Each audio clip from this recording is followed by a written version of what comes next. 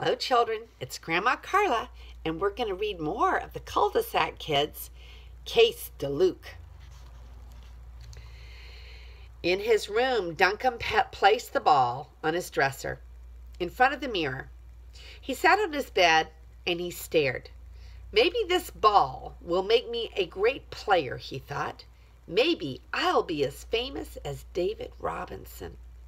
Suddenly, he dashed to the window and pushed the curtains back. Abby and Carly were gone. So were Jason and Eric. Duncan almost wished his friends were still waiting in the driveway. But then he remembered the girls. They had made fun of his fantastic basketball. Rats, thought Duncan. Who needs them? Later, at bedtime, Duncan read his Sunday school lesson. The verses were in Matthew 6. Do not store up for yourself treasures on earth, where thieves break in and steal, but store up for yourself treasures in heaven.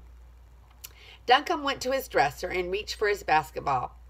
Maybe it's okay to store up just one treasure on earth, he whispered.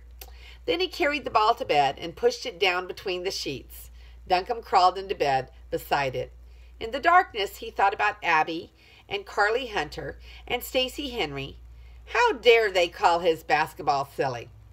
Reaching over, Duncan felt the hard, round surface next to him. No thief was going to steal his treasure.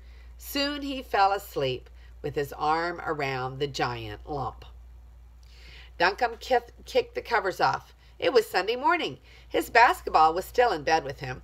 The Cul-de-sac Kids would die laughing, but he didn't care.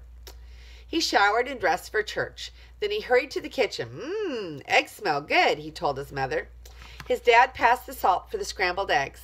Then he held up the crossword puzzle on the paper. Can you solve this? His dad asked. Looks tough, Duncan said, studying it. Not for your dad, his mother said. Duncan nodded. It was true. His dad could solve anything, especially word puzzles. Before Duncan ate a single bite, he prayed. He wished his parents would pray with him. He wished they would go to church, too. Sometimes it was lonely being a Christian. Not long ago, Abby Hunter and her family were the only ones in Blossom Hill Lane who attended church. Now all of the Cul-de-sac Kids were going. God's love was catching, and Abby's van was getting crowded with kids, including Duncan. After brushing his teeth, Duncan dashed upstairs to get a Sunday school lesson and Bible. The memory verse was easy. Let's see, thought Duncan. There was a treasure on earth, and a thief stole it. And there was a heavenly treasure, and no thief could snatch it. Before he left for church, Duncan hid his basketball in the closet. He closed the door.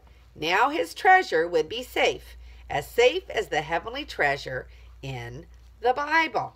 And that's the end of chapter 3 of Case D Luc, and there weren't any pictures, just a picture of his basketball, nothing else. And this is Grandma Carla, and I hope you enjoyed it, and we'll see you tomorrow. I love you.